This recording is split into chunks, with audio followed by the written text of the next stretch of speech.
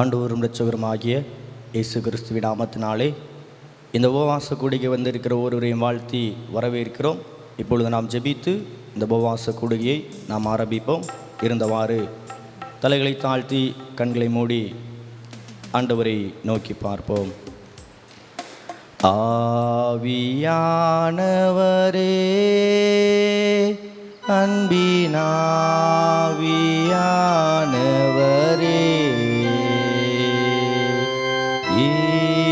இப்போவாரு இறங்கிவாரு எங்கள் மத்தியிலே,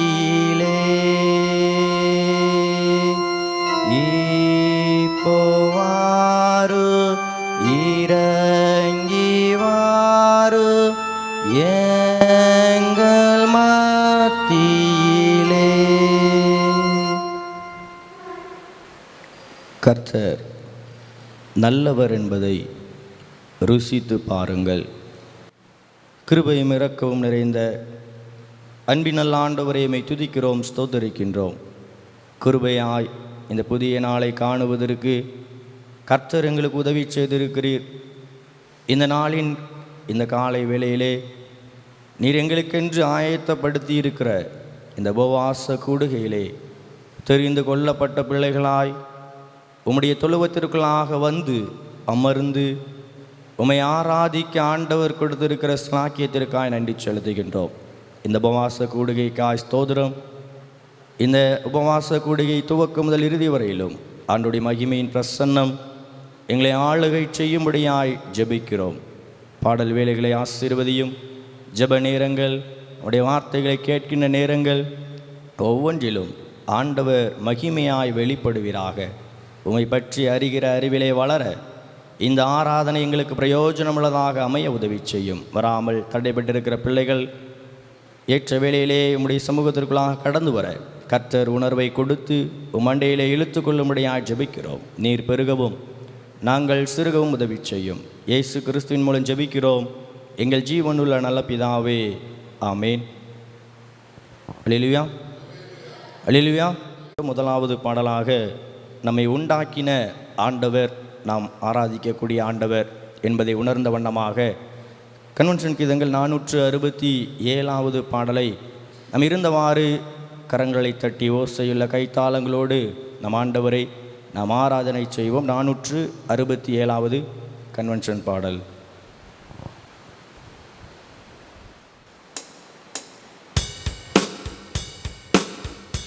வரும் கரங்களை தட்டி நாம் ஆண்டவரை நாமத்தை மகிமைப்படுத்துவோம்.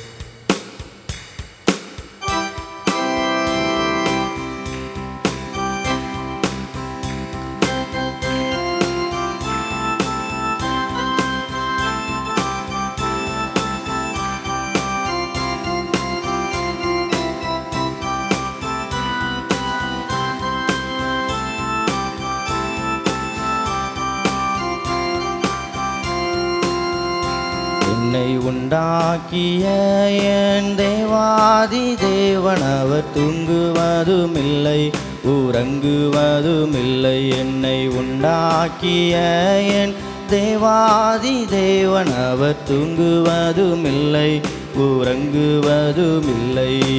என்மேல் அவர் கண்ணை வைத்து ஆலோசனை சொல்லுவார், சத்தியத்தின் பாதையிலே நித்தமும் நடத்துவார். என்மேல் அவர் கண்ணை வைத்து ஆலோசனை சொல்லுவார், சத்தியத்தின் பாதையிலே நித்தமும் நடத்துவார். பரிசுத்த ஆவியால் உள்ளத்தை நிரப்புவார், பரிசுத்த ஆவியால் உள்ளத்தை நிரப்புவார். பரிசுத்தர் பரிசுத்தர் அவர் பெயரே.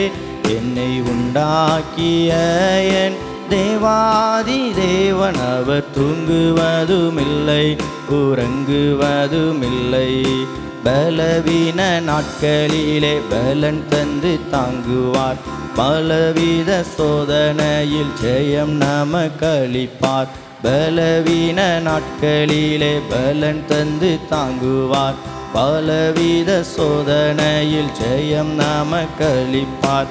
ஆபத்து காலத்தில் அரணான கோட்டையும் ஆபத்து காலத்தில் அரணான கோட்டையும் கேடகமும் துருகமும் பலனவரே. என்னை உண்டாக்கிய என் தேவாதி தேவன் அவர் தூங்குவதுமில்லை உறங்குவதுமில்லை. ஆவியான தேவனுக்கு ரூபமொன்றுமில்லையே, ரூபமொன்றுமில்லையதால் சொரூபமொன்றுமில்லையே. ஆவியான தேவனுக்கு ரூபமொன்றுமில்லையே, ரூபமொன்றுமில்லையதால் சொரூபமொன்றுமில்லையே. வாஞ்சையுள்ள ஆத்துமாவின் இருதயம் தன்னிலே, வாஞ்சையுள்ள ஆத்துமாவின் இருதயம் தன்னிலே. வார்த்தையாலே பேசுகின்ற ஆண்டவர் இவர். என்னை உண்டாக்கிய என் தேவாதி தேவன் அவர் தூங்குவதுமில்லை உறங்குவதுமில்லை. என்னை உண்டாக்கிய என் தேவாதி தேவன் அவர் தூங்குவதுமில்லை உறங்குவதுமில்லை. அல்லேலூயா, அல்லேலூயா. தொடர்ந்து 137வது பாடலை பாடுவோம். எனக்கு ஒத்தாசை வரும் பர்வதம் நேராய் என் கண்களை ஏறெடுக்கிறேன் என்ற பாடலை நாம் கரங்களை தட்டி பாடுவோம். 137வது பாடல்.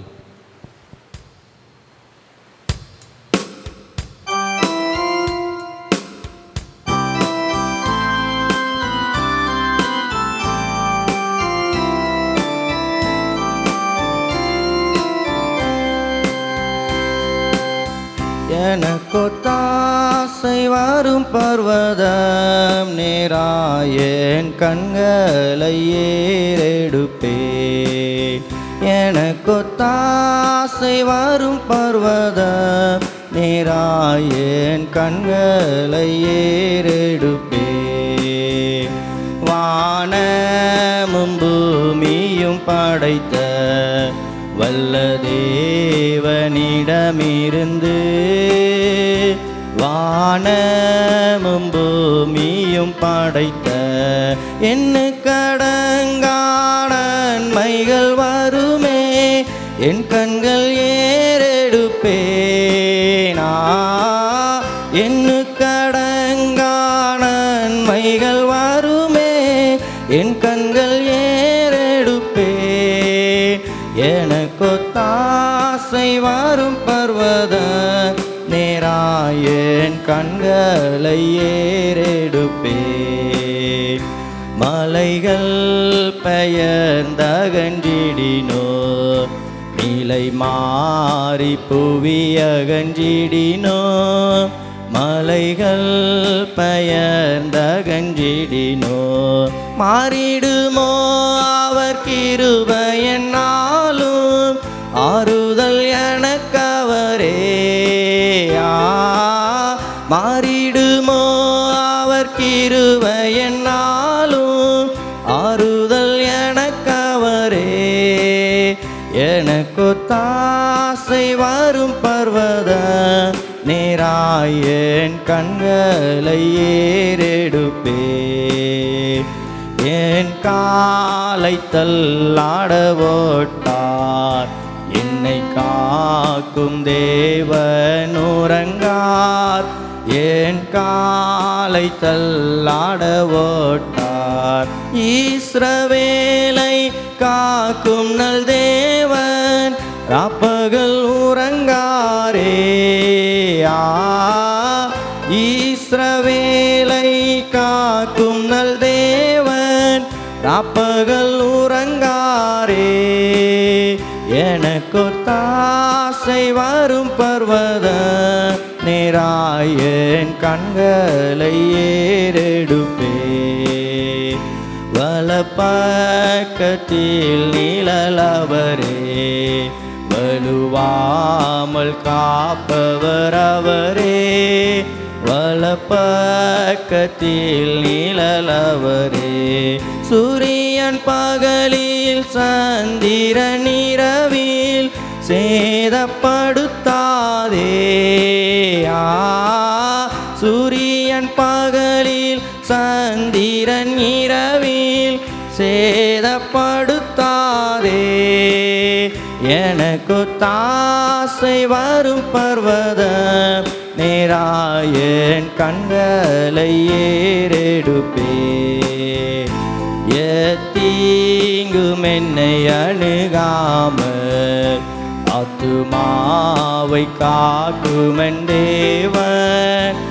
எத்தீங்கும் என்னை அணுகாமல் போக்கையும் மரத்தையும் பத்திரமாக காத்தாரே இது முதலாயா. போக்கையும் மரத்தையும் பத்திரமாக காப்பாரே இது முதலாய். எனக்கு தாசை வரும் பர்வதம் நேராயன் கண்களை ஏறெடுப்பேன்.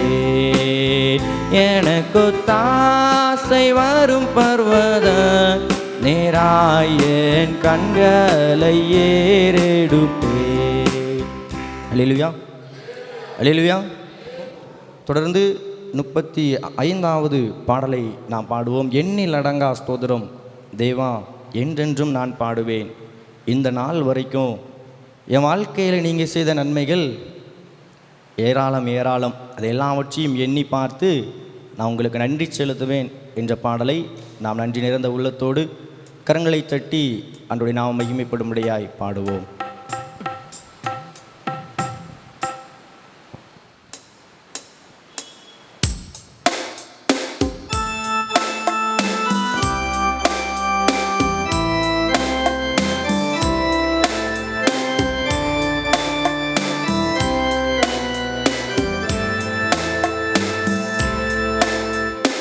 எண்ணில் அடங்கா ஸ்தோத்திரம் தேவா என்றென்றும் நான் பாடுவேன்.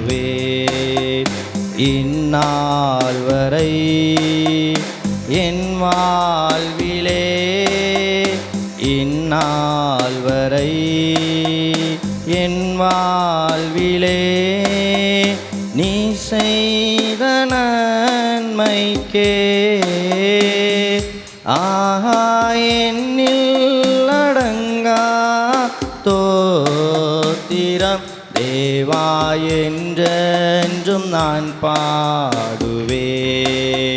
பூமியில் வாழ்கின்ற யாவும் அதின் மேலுள்ள ஆகாயமோ வான்தூத சேனைகள் யாவும் தேவா உம்மை போற்றுதே.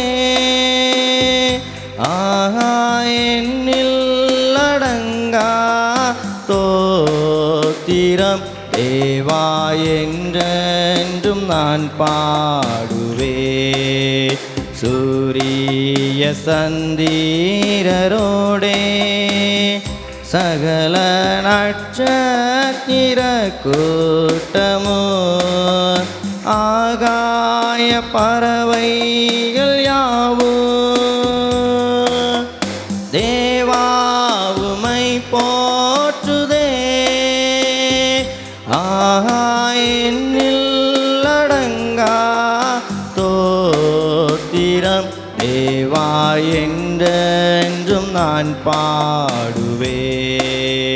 காட்டினில் வாழ்கின்ற யாவும் கடும் காற்றும் பனித்தூறலோ நாட்டினில் வாழ்கின்ற யாவும் நாதா உம்மை போற்றுதே. ஆஹா எண்ணில் அடங்கா ஸ்தோத்திரம் தேவா என்றென்றும் நான் பாடுவேன். பாவமனு கூலம் யாவும் தேவாவும் அன்பினை உணர்ந்து சிலுவையின் தியாகத்தை கண்டு ஓயா துதி பாடுதே. ஆஹா எண்ணில்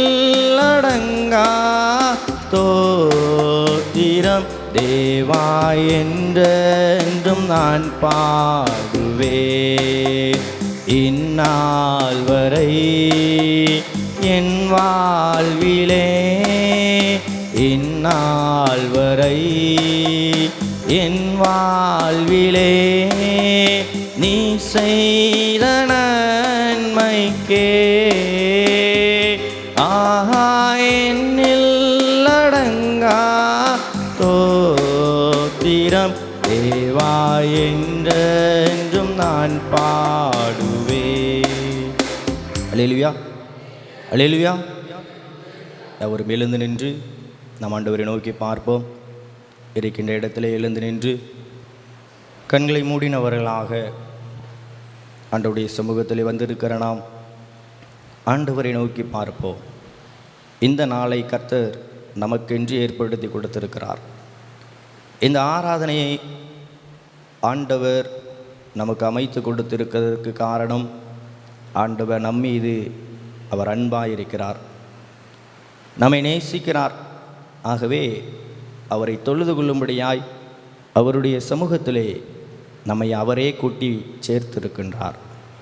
ஒருவேளை இவ்வளவு நேரம் நாம் எப்படி பாடல்களை பாடினோம் என்று சொல்லி தெரியவில்லை. இந்த வேளையிலே ஆண்டவரே உங்கள் பிரசன்னத்தினால் என்னை மூடும், உங்கள் மகிமையினால் உங்கள் வல்லமையினால் என்னை நிரப்புங்க. இந்த ஆராதனை வேளையிலே நான் உம்மோடு ஐக்கியப்படணும், உம்மோடு சஞ்சரிக்க வேண்டும். அதற்கு நீங்கள் வேணும். முதல்ல இந்த வேளையில் என் கூட பேசுங்க ஏசப்பா, என் கூட நீங்கள் இடைப்படுங்க ஏசப்பா. இந்த உபவாச கூடுகைக்கு வந்ததற்கு ஒரு முகாந்திரம் எனக்கு வேணும், என் வாழ்க்கையில் ஒரு மாற்றம் வேணும். அதற்கு நீங்கள் வேணும் ஏசப்பா. என் வீட்டுக்கு, என் இல்லத்துக்குள்ளாக, என் உள்ளத்துக்குள்ளாக நீங்கள் வாங்க, என்னோடு நீங்கள் இடைப்படுங்க. மனுஷ சத்தத்தை அல்ல, தெய்வ சத்தத்தை கேட்க இந்த ஆராதனை வேளையில் எனக்கு உதவி செய்யுங்க தகப்பனே என்று சொல்லி ஆண்டவரை நாம் அழைக்கலாமா? கானாவூர் கல்யாணத்திற்கு இயேசு அழைக்கப்பட்டார், அங்கு சென்றார். அந்த இடத்தில் இருக்கக்கூடிய குறைவு மாற்றப்பட்டது. இந்த பரிசுத்த பவுல் ஆலயத்திற்காக வந்திருக்கிறோம். உங்கள் வாழ்க்கையில் இருக்கக்கூடிய குறைவு மாற்றப்பட இயேசு வர வேண்டும். ஏசப்பா வாங்க தகப்பனே என்று சொல்லி அவரை நோக்கி நாம் பார்க்கலாம், அவரை அழைக்கலாம். வாரும் தூய ஆவியே, உம் பிரசன்னத்தை வாஞ்சிக்கிறோ, உம் வல்லமையால் என்னை நீரைத்து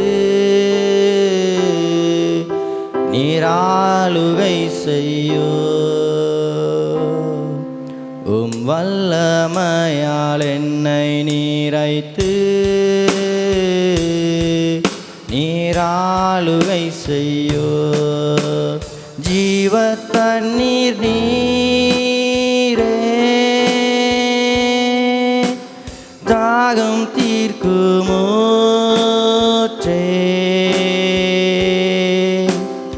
ஆலோசனை கர்த்தரே,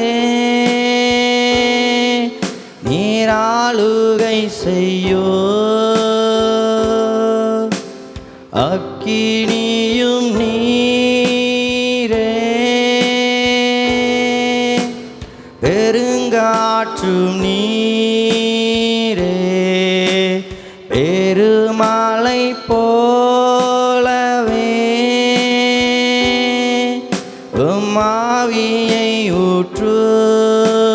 வாரும் தூய ஆவியே,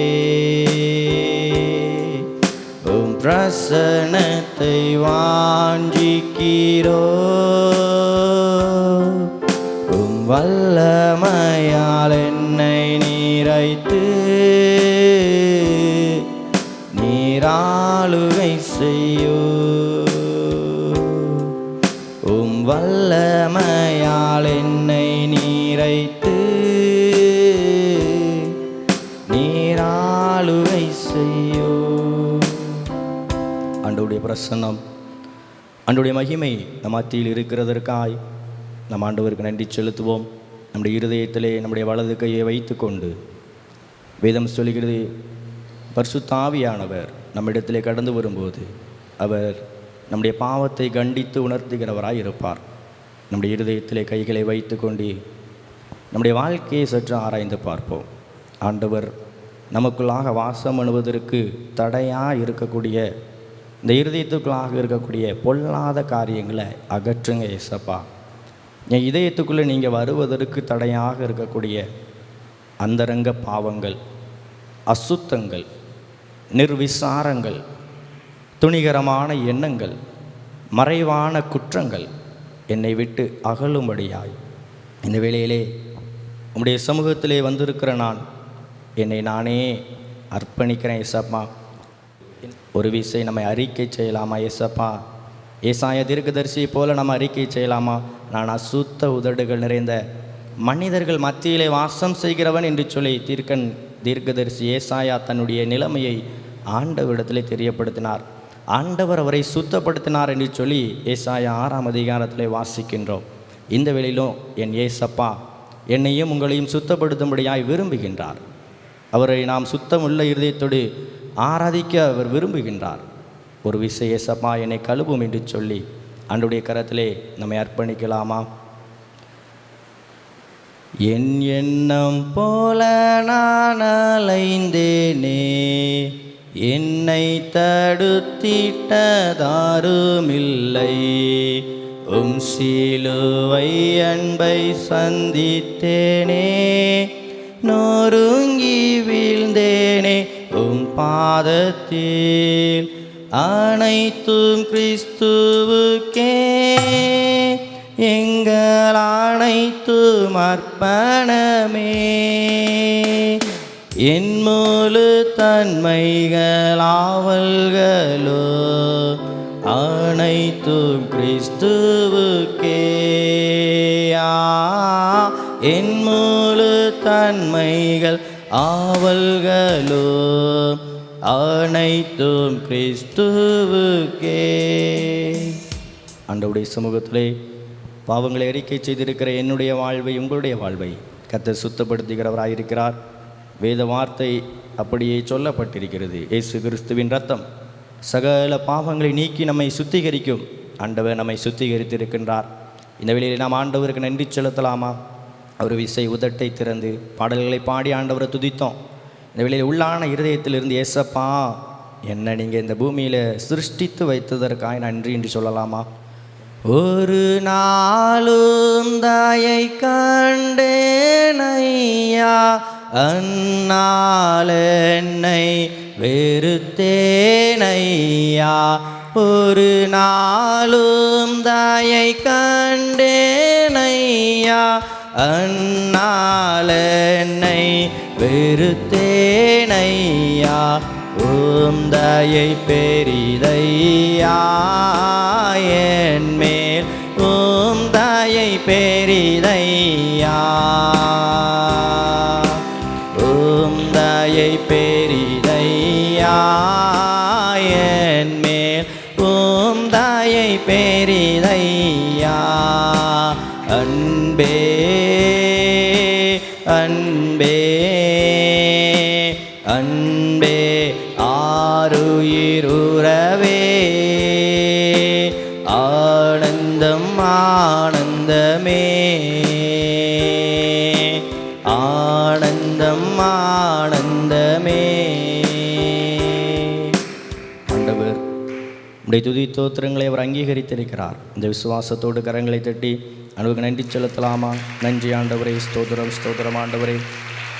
தொடர்ந்து ஆண்டவருடைய கரத்திலே நம்மை அர்ப்பணிக்கலாமா? நாம் ஜெபிப்போம். எங்களை அளவில்லாமல் நேசித்து வழி நடத்துகிற அன்பின் நல்ல ஆண்டவரே, உம்மை துதிக்கிறோம் அப்பா, ஸ்தோத்திரம் செலுத்துகின்றோம். கிருபையாய் கொடுத்திருக்கக்கூடிய இந்த நல்ல உபவாச கொடுகைக்காக நன்றி தகப்பனே. துவக்கு முதல் இந்த நிமிடம் வரையில் நம்முடைய கிருபையின் கரம் எங்களோடு இருந்ததற்காக நன்றி செலுத்துகிறோம் அப்பா. நீர் எங்களோடு இடைப்படுகிறவராக நம்முடைய பிரசன்னம், நம்முடைய மகிமை எங்களை நிரப்புகிறதா இருக்கிறதற்காக ஸ்தோத்திரம். இந்த ஆலயத்திற்குள்ளாக இருக்கிற உங்கள் வல்லமையான பிரசன்னத்திற்காக ஸ்தோத்திரம் தகப்பனே. தொடர்ந்து நம்முடைய வார்த்தைகளை கேட்க இருக்கிறோம் தகப்பனே. தூர இடங்களிலிருந்து அருமையாக எங்கள் பகுதியிலே எங்கள் மத்தியில் வந்திருக்கிற அருமையான ஊழியருக்காக, அவரோடு இணைந்து வந்திருக்கிற சகோதரர்களுக்காக நன்றி செலுத்துகிறோம் தகப்பனே. பேசுகிறவர் நீங்கள் அல்ல, பிதாவின் ஆவியானவரை உங்களிலிருந்து பேசுகிற என்ற வார்த்தை ஆமென்றும் ஆமேன் என்றும் இந்த நாளிலே பழிக்கும்படியாக நாங்கள் ஜெபிக்கிறோம். கர்த்தர் என்னோடும் எங்களோடும் என்ன பேச விரும்புகிறீரோ வந்திருக்கிற ஊழியரை மறைத்து நீர் எங்களோடு இடைபடும்படியாக நாங்கள் ஜெபிக்கிறோம். மனுஷ சத்தத்தை அல்ல, தேவனுடைய சத்தத்தை கேட்டு எங்களை அர்ப்பணிக்கக்கூடிய அர்ப்பணிப்பின் ஆராதனையாய் இந்த உபவாச கூடுகை அமைய ஆண்டவர் உதவி செய்தலும்படியாக நாங்கள் ஜெபிக்கிறோம். தகப்பனே, நீர் அப்படியே செய்வீர் என்ற விசுவாசத்தோடு நன்றி செலுத்துகிறோம். துதி கன மகிமை எல்லாவற்றையும் ஒருவருக்கே ஏறெடுக்கிறோம். இயேசு கிறிஸ்துவின் மூலம் ஜெபிக்கிறோம் எங்கள் ஜீவனுள்ள நல்ல பிதாவே, ஆமேன். உட்கார்வோம். இந்த நாளிலும் கூட நமக்கு இந்த உபவாச கூடுகையிலே ஆண்டவருடைய வார்த்தை பகிர்ந்து கொடுக்கும்படியாக அருமையான ஊழியர் சுரேஷ் சாலமோன் அவர்கள் வந்திருக்கிறார்கள். அவர்கள் ஆசிரியராக பணிபுரிகிறார்கள் ஆலங்குளம் பகுதியிலிருந்து. அப்படி மத்தியிலே அவர்களும் அவர்களோடு இணைந்த அருமையான 3 பேராக வந்திருக்கிறார்கள். அவர்கள் யாவரையும் நாம் திருச்சபையின் சார்பாக கரங்களை தட்டி நாம் வாழ்த்தி வரவேற்கிறோம். ஆண்டவர் அவர்கள் மூலமாக நம்மோடு இடைபடுவாராக. இப்பொழுது இந்த வேலையை அவர்கள் பொருட்படுத்திக் கொள்வார்கள்.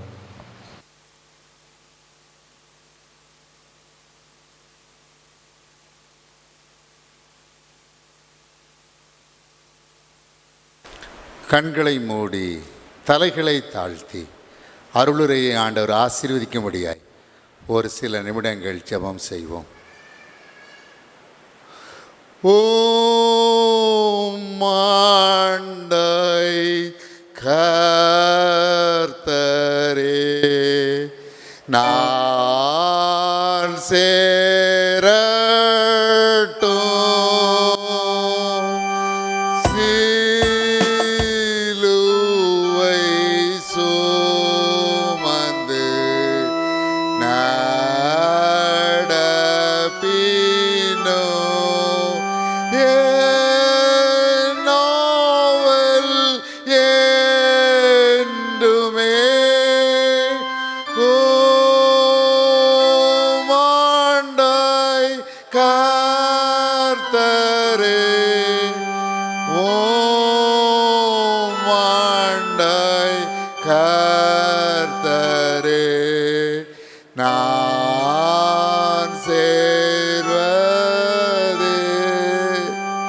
தகப்பனே, இந்த பூலோக யாத்திரையிலே எங்களுக்கு கொடுப்பட்ட சிலுவையை சுமந்து கொண்டு ஒவ்வொரு நாளும் நாங்கள் உம்மை பின்தொடர எங்களுக்கு உதவி செய்யும், கிருபை பாராட்டும், பலன் தாரும். அப்படிப்பட்ட அந்த ஜீவ யாத்திரையிலே பரிசுத்தமாய் நாங்கள் வாழ எங்களுக்கு வருகிற எல்லா பாவ சோதனைகளிலும் நாங்கள் 100% வெற்றி பெற எங்களுக்கு உதவி செய்யும், கிருபை தாரும், பலன் தாரும். நீர் அப்படி செய்கிற கிருபைகளுக்காய் நன்றி. இப்பொழுதும் செய்தி வேலையை பொறுப்பெடுத்துக் கொள்ளும். அடியனை முற்றிலும் மறைத்து நீர் இந்த வேளையில் என்ன பேச வேண்டுமோ அதை மாத்திரம் உடைய பிள்ளைகளோடு பேசுகிறோம். நாங்கள் ஒரு மனதோடு உடைய வார்த்தைகளை கேட்க எங்களுக்கு அருள் புரியும். பேசுகிறவர்கள் நீங்கள் அல்ல, உங்கள் பிதாவின் ஆவியானவரே உங்களில் இருந்து பேசுகிறவர் என்ற வசனத்தின்படி செய்தரலும். நன்றி இயேசு சுவாமி, நன்றி நன்றி நன்றி. எங்கள் ஜெபத்தை கேட்பதற்காய் நன்றி. இயேசு கிறிஸ்துவின் நாமத்தினாலே வேண்டிக் கொள்கிறோம் பிதாவே, ஆமேன். ஆண்டவராகிய இயேசு கிறிஸ்துவின் நாமத்தினாலே மீண்டும் உங்களுக்கு என்னுடைய அன்பான வணக்கத்தையும் வாழ்த்துக்களையும் நான் தெரிவித்துக் கொள்கிறேன். நம்முடைய தியானத்திற்கு ஆதாரமாக சங்கீத புத்தகங்கள் 65ஆம் சங்கீதம் 2ஆம் வசனத்தை யாராகிலும் வாசியுங்கள். சங்கீதம் 65:2. ஜெபத்தை கேட்கிறவரே, மாம்சமான யாவரும் இடத்தில் வருவார்கள். நம்முடைய ஆண்டவருக்கு அநேக பெயர்கள் வேதத்திலே உண்டு. சர்வ வல்லமுள்ள தேவன், அநாதி தேவன், ஆறுதலின் தேவன், அடைக்கலமான தேவன் என்று பல பெயர்கள் உண்டு. இங்கே சங்கீதக்காரன் அவருக்கு ஒரு பெயர் சொல்லி இருக்கிறார், ஜெபத்தை கேட்கிறவர். ஜாதி, மத, இன, மொழி, தேசிய வேறுபாடின்றி அனைவருடைய ஜெபத்தையும் நம்முடைய ஆண்டவர் கேட்கிறார். வேதத்திலே நம்மை ஜெபிக்க தூண்டக்கூடிய வசனங்கள் உண்டு. நாம் ஜெபிக்கும் பொழுது தேவன் ஜெபத்தை கேட்பதாய் சொல்கிறார். மத்தேயு 7:7 என்ற வேத பகுதி சொல்கிறது, கேளுங்கள் அப்பொழுது உங்களுக்கு கொடுக்கப்படும். சின்ன பிள்ளைகள் எளிதாக நினைவில் வைத்துக் கொள்வதற்காக மத்தேயு 7:7 கேளு என்று சொல்லி தருவார்கள். அப்படி ஒரு பாடல் கூட உண்டு, மத்தேயு 7:7 கேளு என்று சொல்லி. மத்தேயு 7:8 சொல்கிறது, கேட்கிற எவனும் பெற்றுக்கொள்கிறான் என்று சொல்லி. யோவான் எழுதின சுவிசேஷம் 14ஆம் அதிகாரம் 14ஆம் வசனத்திலே, இயேசு என்ற என் நாமத்தினாலே நீங்கள் எதை கேட்டாலும் அதை நான் உங்களுக்கு செய்வேன் என்று ஆண்டவர் சொல்லுகிறார். யோவான் 16:24 கேளுங்கள், அப்பொழுது உங்கள் சந்தோஷம் நிறைவாயிருக்கும்படி பெற்றுக்கொள்வீர்கள் என்று ஆண்டவர் சொல்லுகிறார். யோவான் 15:7 சொல்கிறது, நீங்கள் என்னிலும் என் வார்த்தை உங்களிலும் நிலைத்திருந்தால் நீங்கள் கேட்டுக்கொள்வது எதுவோ அது உங்களுக்கு செய்யப்படும் என்று. 1 யோவான் 5:14 என்ற வேத பகுதி சொல்கிறது, நாம் எதையாகிலும் அவருடைய சித்தத்தின்படி கேட்டால் அவர் நமக்கு செவி கொடுக்கிறார் என்பதை நாம் அவரை பற்றி கொண்டிருக்கிற தைரியம் என்று சொல்லி, எரேமியா 33:3 என்ற வேத பகுதியிலே, என்னை கேளு, அப்பொழுது நான் உனக்கு உத்தரவு கொடுத்து நீ அறியாததும் உனக்கு எட்டாததுமான பெரிய காரியங்களை உனக்கு அறிவிப்பேன் ஆண்டவர் சொல்றார். நம்மளை ஜபிக்க சொல்றாரு. நம்ம ஜபிக்கும் போது கேட்பதாக சொல்கிறார். அப்ப ஜெபம் பண்ணும்போது நமக்கு என்ன நிச்சயத்தோட ஜெபம் பண்ணணும்? டெலிஃபோன்ல பேசுறோம், என்ன நம்பிக்கையோட பேசுறோம்? மறுமுனையில் நம்ம பேசுறத ஒருத்தர் கேட்டுக்கிட்டு இருக்கிறாரு என்ற நம்பிக்கையில தான் நம்ம டெலிஃபோன்ல பேசுறோம்.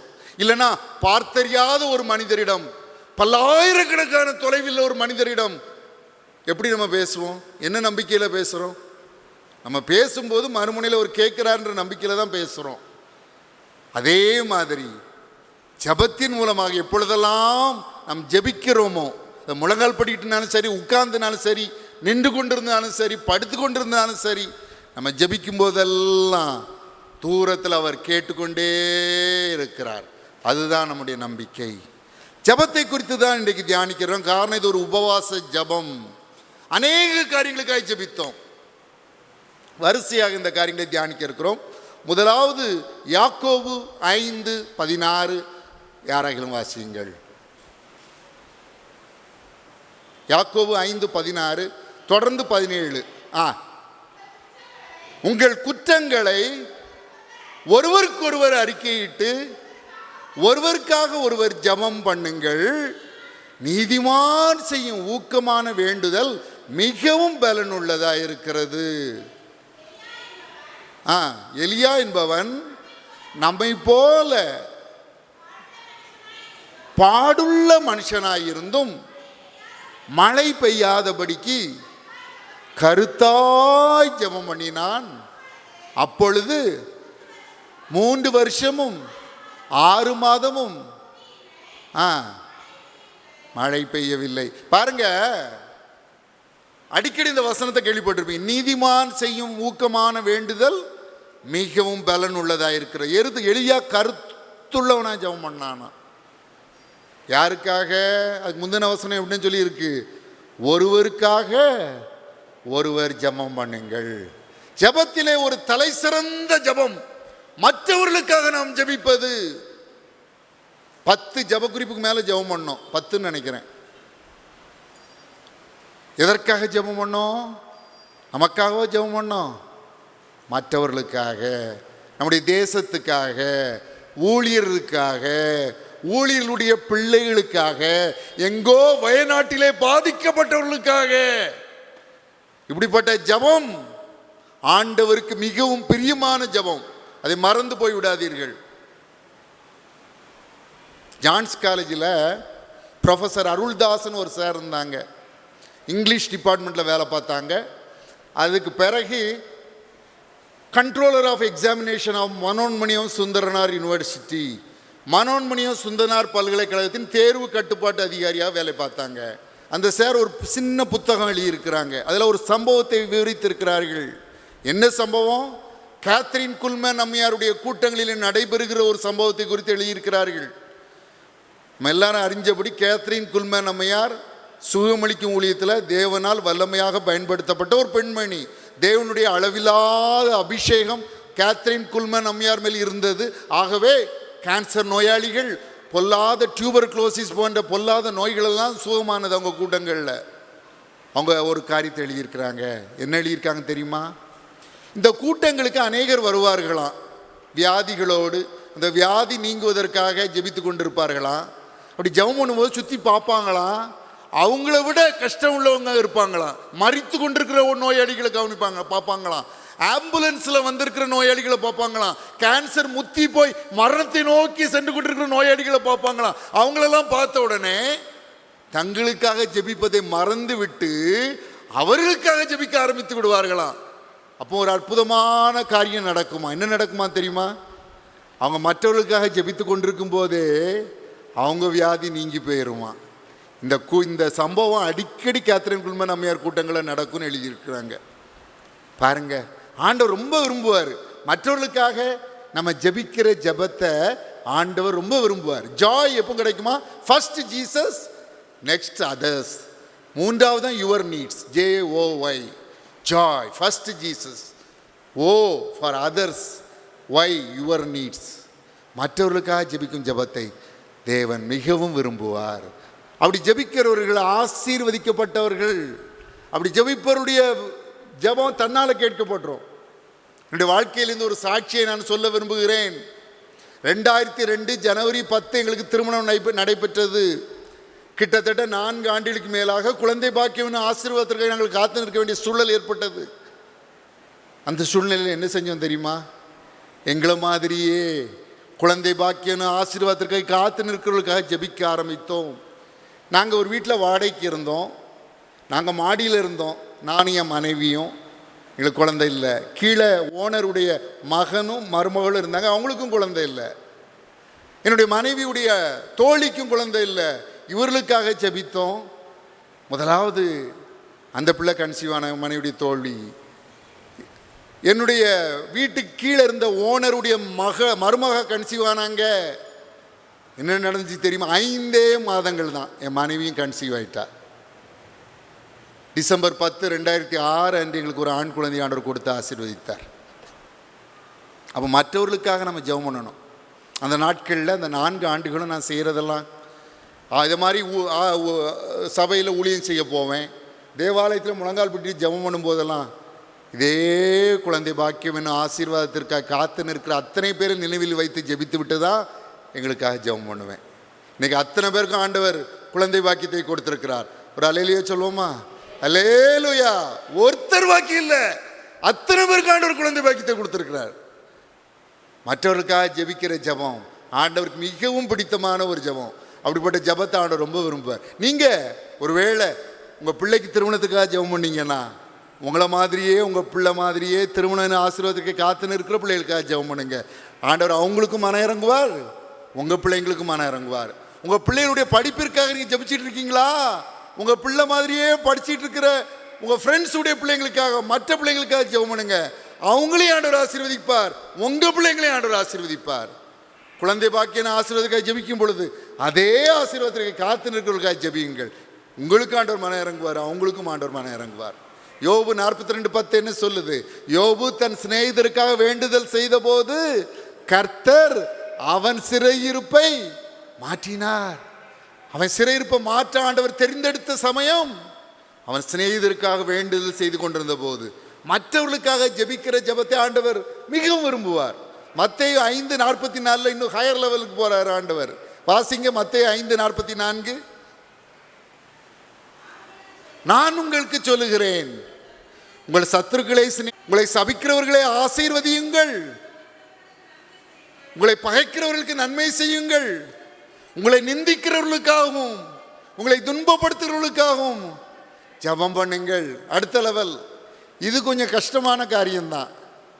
நம்மளை நிந்திக்கிறவங்களுக்காக நம்மளை துன்பப்படுத்துகிறவங்களுக்காக ஜெபம் பண்ணணுமா?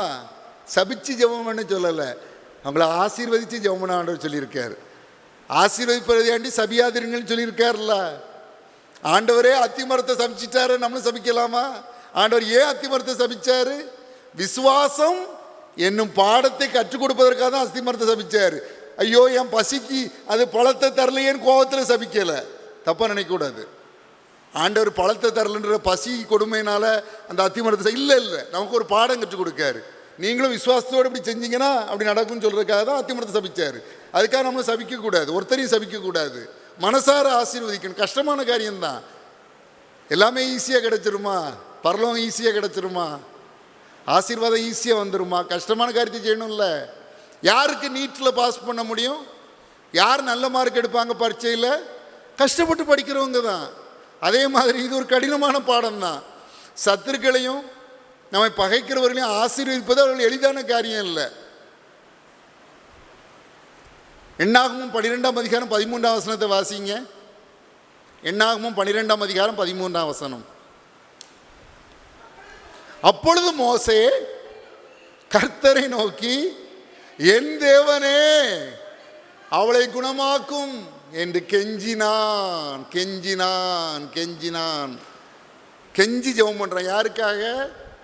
யாருக்காக? தன் சகோதரியாகிய மிரியாமுக்காக. அவன் என்ன பண்ணிடுறா, தேவன் மோசையை கொண்டு மாத்திரம்தானா பேசினார், எங்களை கொண்டும் அல்லவா பேசினான்னு சொல்லி மோசைக்கு எதிராக முறுமுறுக்கிறாங்க ஆரோனும் மிரியாம். ஆண்டவர் கோவப்படுறாரு. மோசை ஒரு வார்த்தை பேசலை, ஆண்டவர் கோவப்படுறாரு. மிரியாம் குஷ்டரோகியாய் மாறுகிறாள். இப்போ மோசையை பாருங்க, எனக்கு எதிராக பேசினவளுக்கு சரியான தண்டனையை ஆண்டவர் கொடுத்துட்டாரு. பிரைஸ் தி லார்ட் அப்படின்னா சொன்னாரு. மார்த்தட்டினாரா? இவன் ஆண்டவர் என் கூட இருக்கிறாருன்னு தெரிஞ்சிட்டல, மரியாதை என்ன சொன்ன கேளுங்கன்னு சொன்னாரா? கெஞ்சுறாரு கிடந்து. மோசை தனக்காக கூட இப்படி கெஞ்சினாருன்னு எங்கேயும் பார்த்த மாதிரி எனக்கு ஞாபகம் இல்லை. சகோதரிக்காக, தனக்கு எதிராக பேசி தேவனால் தண்டனை பெற்ற சகோதரிக்காக கெஞ்சுறாரு. என் தேவனே அவளை குணமாக்கும். அதனால தான் ஆண்டவர் என்ன சொல்றாரு, என் தாசனாகிய மோசே, என் தாசனாகிய மோசே எங்க உண்மை உள்ளவன்னாரு. என் தாசனாகிய மோசே அவன் சாந்த குணம் உள்ளவன்னாரு. என் தாசனாகிய மோசைன்னு ஆண்டவர் ஒரு யாத்ராகமம் 33:11 சொல்கிற, ஒருவன் தன் சிநேகிதனோட பேசுவது போல கர்த்தர் மோசையோட முகமுகமாய் பேசினார். யாத்ராகமம் 33:11 வாசிங்க. ஒருவன் தன் சிநேகிதனோட பேசுவது போல கர்த்தர் மோசையோட முகமுகமாய் பேசினார். நல்லா கவனிங்க.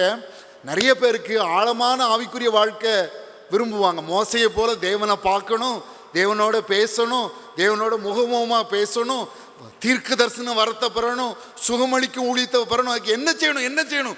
எத்தனை நாட்கள் உபவாசம் வேணாலும் இருந்துருவாங்க, எத்தனை நாட்கள்னாலும் உபவாசம் இருந்துருவாங்க. ஆனால் சகோதரனை மன்னிக்க, சகோதரியை மன்னிக்க கஷ்டப்படுவாங்க. உபவாசம் சொல்றீங்களா? 40 நாளா, 80 நாள், என்ன 120 நாள் கூட உபவாசம் இருந்துருவாங்க. ஆனால் சகோதரனை மன்னிக்க மனசு வராது. சகோதரனை பகைக்கிறவன் மனுஷ கொலை பாதகனாயிருக்கிறான். கொலை செய்கிறவனுக்குள்ள தண்டனை தான் சகோதரனை பகைக்கிறவனுக்கு உண்டு. சொற்களின் மிகுதியில் பாவம் இல்லாமல் போகாது. ஆண்டவர் விரும்புறது என்ன?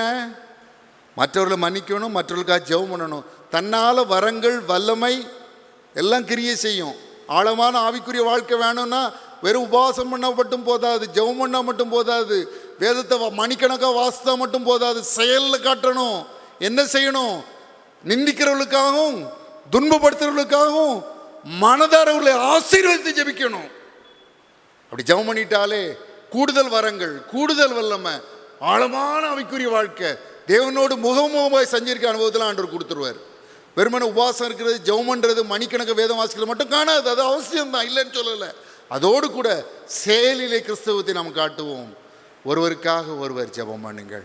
மற்றவர்களுக்காக ஜெபிக்கும் ஜெபம் ஆண்டவருக்கு மிகவும் பிடித்தமான ஒரு ஜெபம். இரண்டாவதாக,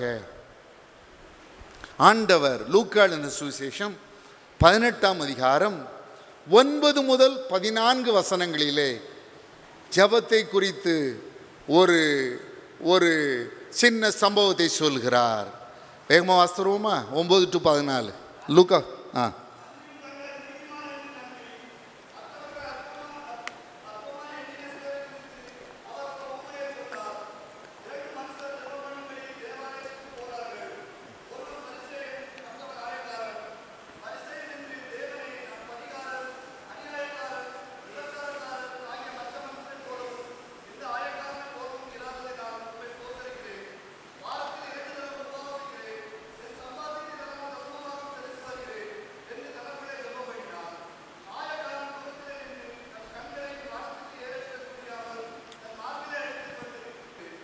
முதலாவது மற்றவர்களுக்காக ஜெபிக்க வேண்டும் என்று ஆண்டவர் கற்றுக் கொடுத்தார். இரண்டாவது மனத்தாழ்மையோடு ஜெபிக்க வேண்டும் என்று ஆண்டவர் கற்றுக் கொடுக்கிறார். தேவ சமூகத்திலே பெருமை பாராட்டுவதை தேவன் அருவருக்கிறார். பெருமை பாராட்டியவர்களுக்கு நேர்ந்த கதியை நம் வேதத்திலே வாசிக்கிறோம். நான் கட்டிய மகா பாபிலோன் அல்லவா என்று நேபுகாத்நேச்சார் மன்னன் சொன்ன பொழுது தேவன் அவனை தண்டித்தார். ஏரோது குறித்த காலத்திலே ராஜ வஸ்திரம் தரித்து அங்கே பிரசங்கம் பண்ணுகிறான்.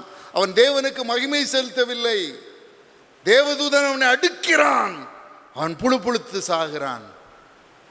பெருமையான ஜபத்தை ஒரு நாளும் தேவன் அங்கீகரிக்க மாட்டார்.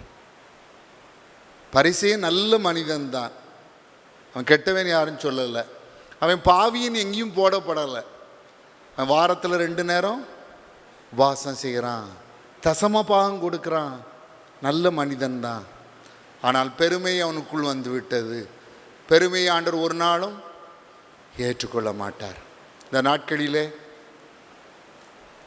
மனத்தாழ்மை மிகவும் குறைந்து வருகிறது.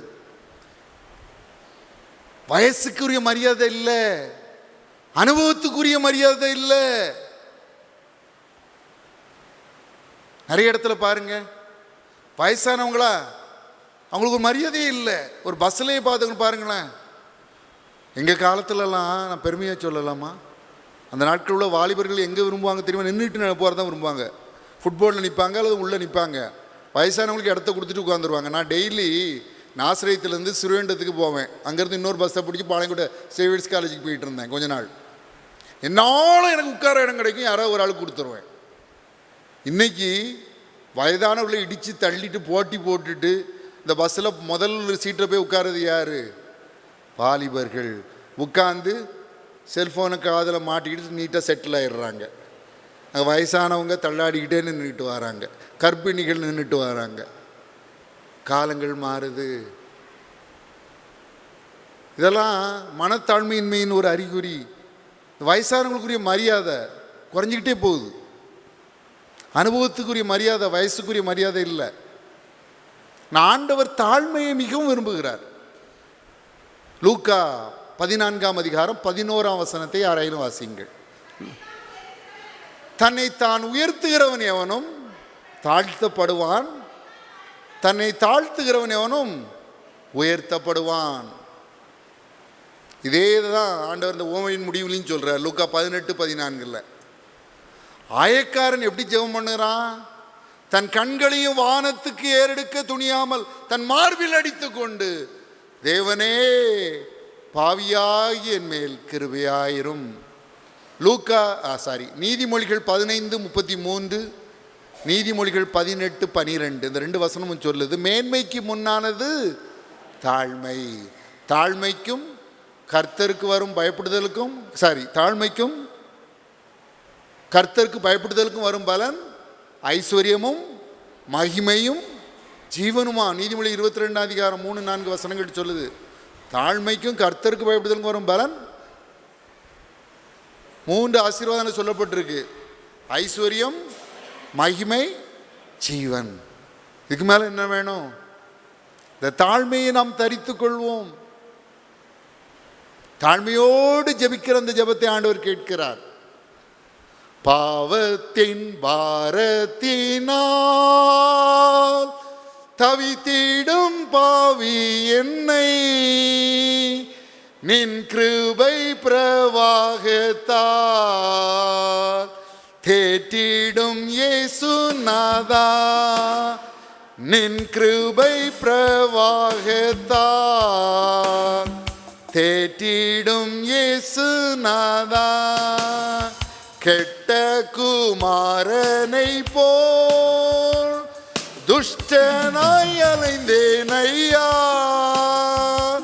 நின் அன்பை உணராமல் துரோகம் நான் செய்தேன் ஐயா, நின் அன்பை உணராமல் துரோகம் நான் செய்தேன் ஐயா. தந்தை தாய் தமையரெல்லாம் என்னை கைவிடுவார்கள், சாகும் நாளில் தாங்குவார், நீரல்லால் யாரும் இல்லை, சாகும் நாளில் தாங்குவார், நீரல்லால் யாரும் இல்லை. பாவத்தின் பாரத்தினால் தவித்திடும் பாவி என்னை நின் கிருபை பிரவாகத்தா தேற்றிடும் இயேசுநாதா. ஆண்டவராய் இயேசு கிறிஸ்துவிடம் இந்த தாழ்மை காணப்பட்டது. யாராயிலும் தயவு செய்து யோவான் 13:5 வாசியுங்கள். யோவான் எழுதின சுவிசேஷம் 13ஆம் அதிகாரம் 5ஆம் வசனம். பாத்திரத்தில் தண்ணீர் வார்த்து சீஷருடைய கால்களை கழுவவும் தன் கட்டி கொண்டிருந்த சீலையினால் துடைக்கவும் தொடங்கினார். சீஷருடைய கால்களை கழுவுகிறார் ஆண்டவராய் இயேசு கிறிஸ்து. தன்னுடைய சொந்த சீஷர்கள், தன்னால் ஆதரிக்கப்பட்டவர்கள், தன் பின்னே வந்தவர்கள், அவருடைய கால்களை அந்த எஜமான் கழுவுகிறார். ஆண்டவராகிய இயேசு கிறிஸ்துவின் தாழ்மையை பற்றி பிலிப்பியர் 2ஆம் அதிகாரத்திலே வாசிக்கிறோம். கிறிஸ்து இயேசுவில் இருந்த சிந்தையே உங்களிலும் இருக்க கடவது. அவர் தேவனுக்கு சமமாயிருப்பதை கொள்ளையாடின பொருளாக எண்ணாமல் அடிமையின் ரூபம் எடுத்து கீழ்ப்படிந்தவராகி, சிலுவையில் மரண பரியந்தமும் கீழ்ப்படிந்தவராகி தம்மை தாமே தாழ்த்தினார். அதனால என்ன லாபம்? தேவன் அவரை உயர்த்தி இயேசு கிறிஸ்து நாமத்திலே வானோர் பூதலத்தோர் பூவின் கீழானுடைய முழங்கால் யாவும் முடங்கும்படிக்கு பிதாவாகிய தேவனுக்கு மகிமையாக இயேசுவே கர்த்தர் என்று நாவுகள் யாவும் அறிக்கை பண்ணும்படிக்கும் எல்லா நாமத்திற்கும் மேலான நாமத்தை அவருக்கு தந்தள்ளினார். வேதம் சொல்லுது 1 பேதுரு 2:21 கிறிஸ்து உங்களுக்காக பாடுபட்டு நீங்கள் தம்முடைய அடிச்சூடுகளை தொடர்ந்து வரும்படி உங்களுக்கு மாதிரியை பின் வைத்து போனார். அவர்தான் நமக்கு மாதிரி, அவர்தான் நமக்கு ரோல் மாடல். அவர் அவ்வளவு தாழ்மையோடு நடந்து கொண்டார். நம்ம எவ்வளவு தாழ்மையோடு நடந்துக்கிடணும்? 1 யோவான் 2:6 சொல்கிறது, அவருக்குள் நிலைத்திருக்கிறேன் என்று சொல்லுகிறவன் அவர் நடந்தபடியே தானும் நடக்க வேண்டும். அப்போ நம்ம என்ன செய்யணும்? தாழ்மை உள்ளவர்களாக இருக்கணும். சாது சுந்தர் சிங்குடைய ஒரு வாழ்க்கையில் ஒரு சம்பவத்தை நான் வாசித்து மெய் சிலிர்த்து போனேன். ஒரு நாள் ஒரு சிறு பையனை ஜெபம் பண்ணுறதுக்காக அவர்கிட்ட அழைச்சிட்டு வராங்க. அவர் ஒரு பரிசுத்தவான். அவருடைய கால்கள் இரத்தம் வடிந்த கால்கள், இமயமலையில் ஏறி ஏறி ஏறி இரத்தம் வடிந்த அந்த கால்களுடைய அந்த அப்போஸ்தலன் சொன்னது என்ன? அவரிடத்துல வந்து சொன்னாங்க, ஐயா என் பிள்ளை உடம்பு சரியில்லாமல் இருக்காங்கய்யா, உம்மை கையை கொண்டு என் பிள்ளை மேலே வைங்கய்யா, அவன் சுகமாயிருவான் ஐயா. அவர் சொன்னார், ஏம்மா இந்த கையையா தூக்கி உன் பிள்ளை மேலே வைக்க சொல்கிறீங்கம்மா? இந்த கையையாமா உங்கள் பிள்ளை மேலே வைக்கணும்? இந்த கை எப்படிப்பட்ட கைமா? இது சபிக்கப்பட்ட கை, வேதாகமத்தை கிழித்து நெருப்பிலே போட்ட கை.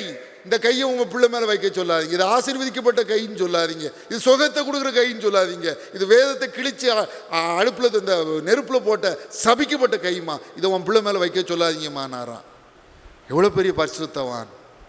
தேவனுக்காக எத்தனை பாடுகளை சகித்தவர், இரத்த சாட்சியை மறித்தவர். அந்த பரிசுத்தவான் மாற்றப்பட்ட சிருஷ்டியை மாறின பின்பு, கிறிஸ்துவுக்குள் புது சிருஷ்டியை மாறின பின்பும் தன்னுடைய பழைய பாவ வாழ்க்கையை மறக்கவில்லை. அவ்வளோ தாழ்மையோடு அவர் பேசினார் என்று நான் அவரை குறித்த சரிதையிலே வாசித்தேன். நாம் எவ்வளோ தாழ்மை குறைவாக இருக்கும்னு அப்போ தான் எனக்கு தெரிஞ்சுது. கொஞ்சம் நெய்வன் நம்மை ஆசீர்வதித்தவுடன் நமக்குள்ளே என்ன பெருமை வந்துடுது.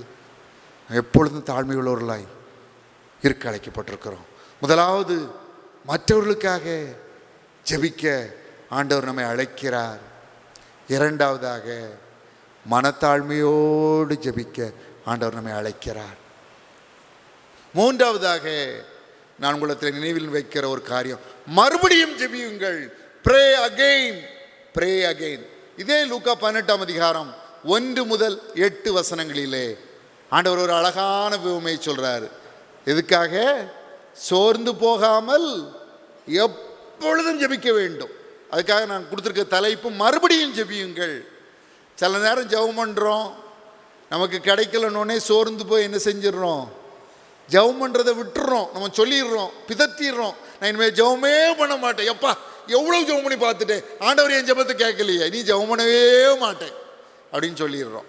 இந்த லூக்கா 18ஆம் அதிகாரம் 1 முதல் 8 யாராவது துரிதமாக வாசிங்க.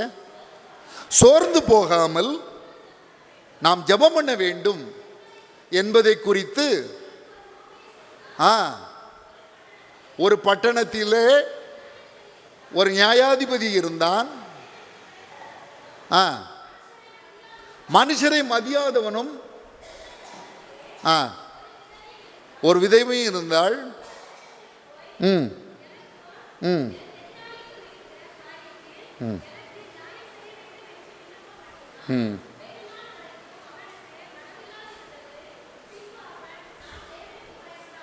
ம் ம்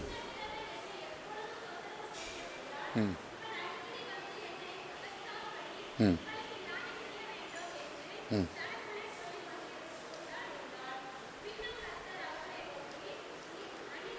ம் ம் இங்க பாருங்க, ஒரு நியாயாதிபதி இருக்கிறான், அவன் நல்லவன் கிடையாது, ஆனால் தேவன் நல்லவர்.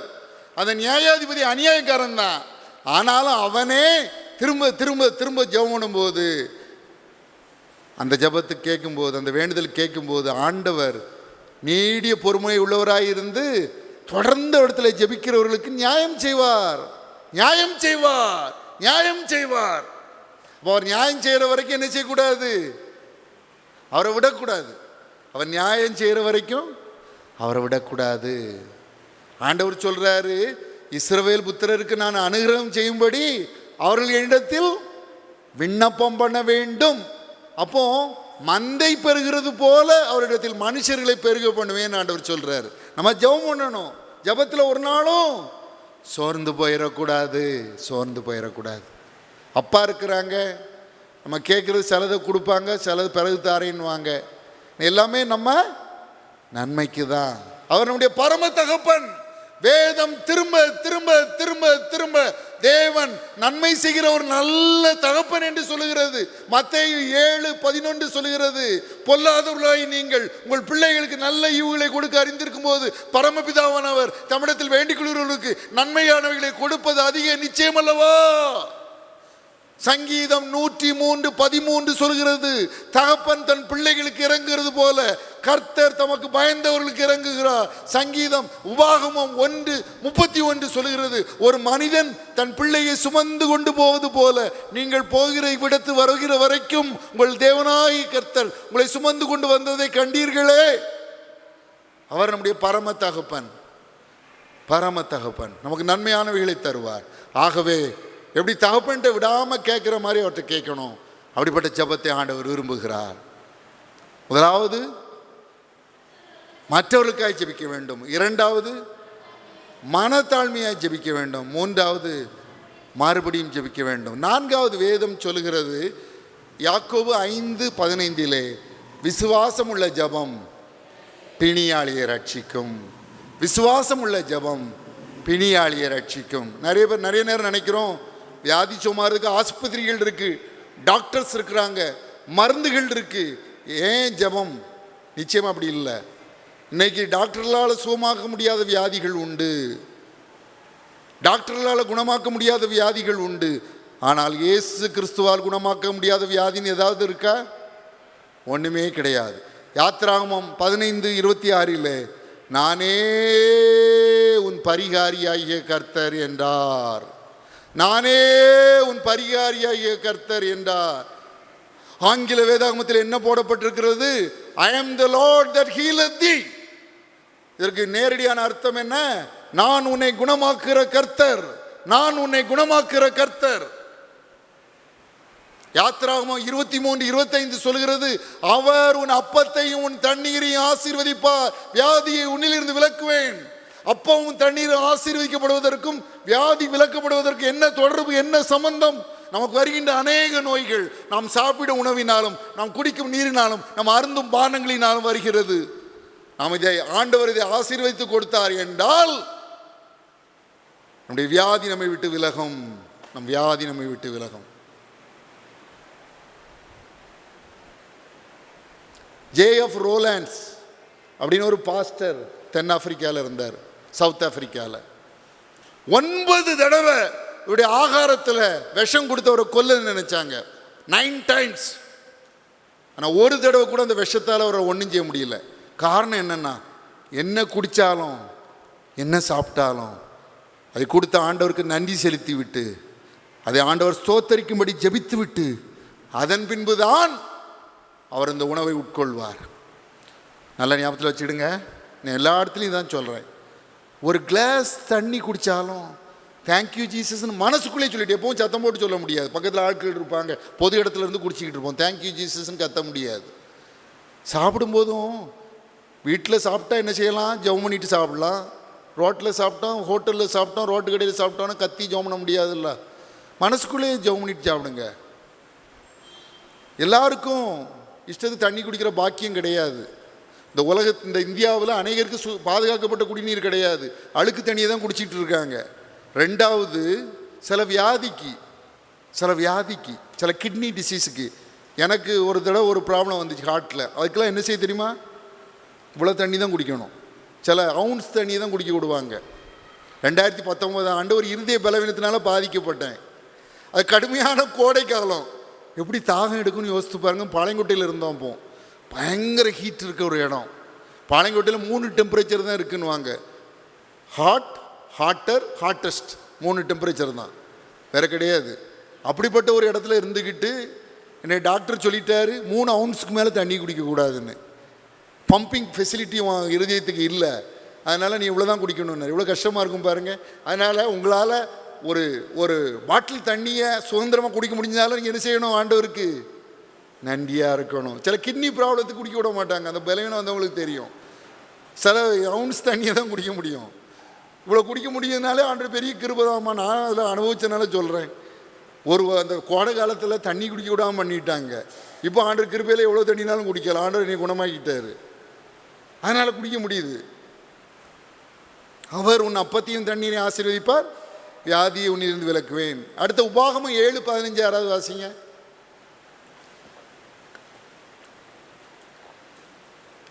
உபாகமம் 7:15. கர்த்தர் சகல நோய்களையும் உன்னை விட்டு விலக்குவார். அப்படின்னா என்ன அர்த்தம்? சகலைக்கு எதனை வேணாலும் சப்ஸ்டியூட் பண்ணலாம். கேன்சரை சப்ஸ்டியூட் பண்ணலாம், கிட்னி ப்ராப்ளத்தை சப்ஸ்டியூட் பண்ணலாம், ஸ்கின் டிசீஸை சப்ஸ்டியூட் பண்ணலாம், கண் பார்வை குறைபாடை சப்ஸ்டியூட் பண்ணலாம். சகலனா அதுக்குள்ளே எல்லாம் அடங்கிடும். சகலனா அதுக்குள்ளே எல்லாம் அடங்கிடும். நமக்கு வர்ற எல்லா வியாதியும் அதில் அடங்கிடும்.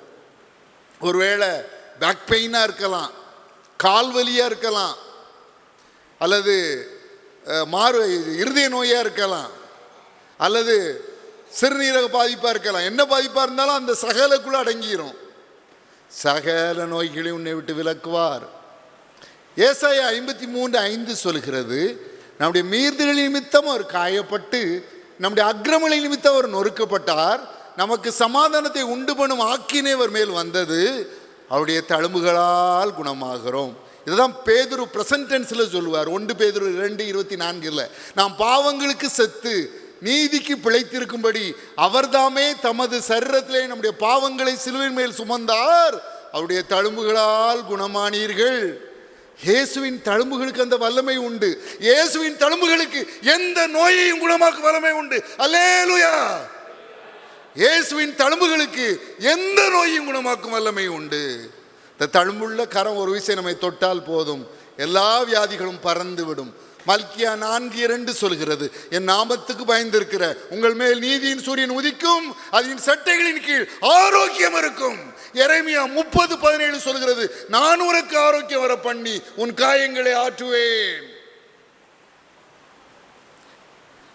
எரேமியா 33:6 சொல்கிறது, நான் அவர்களுக்கு சௌக்கியம் ஆரோக்கியம் வர பண்ணி அவர்களை குணமாக்கி அவர்களுக்கு பரிபூர்ண சமாதானத்தை சத்தியத்தை வெளிப்படுத்துவேன். சங்கீதம் 107:20 சொல்கிறது, அவர் தமது வசனத்தை அனுப்பி அவர்களை குணமாக்கி அவர்களை அழிவுக்கு தப்புவிக்கிறார். நீதிமொழிகள் 4:20, 21, 22 சொல்கிறது, வேத வசனம் அவளை கண்டுபிடிக்கிறவர்களுக்கு ஜீவனும் அவர் உடலுக்கெல்லாம் ஆரோக்கியமுமாம்.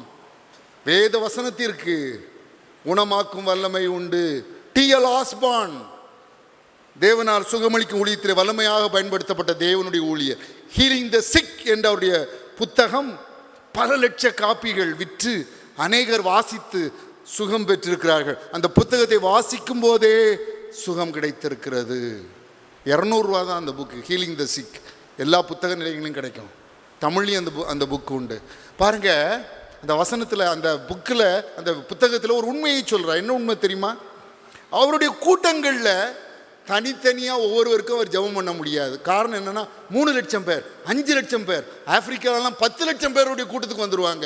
ஒவ்வொருத்தர் தலையிலையும் கை வச்சு அவர் ஜெபம் பண்ண முடியாது. அதனால் என்ன செய்வாராம், சுகமளிக்கும் வல்லமை பெற்ற இந்த வேத வசனங்கள், இப்போ நம்ம தியானிச்சோம்ல, இந்த வேத வசனங்களை அவர் சொல்லும் பொழுது அந்த வேத வசனங்களை விசுவாசிக்க ஜனங்களை தூண்டுவாராம். அந்த வசனங்களே சுகத்தை கொண்டு வருமா. காரணம் என்ன தெரியுமா?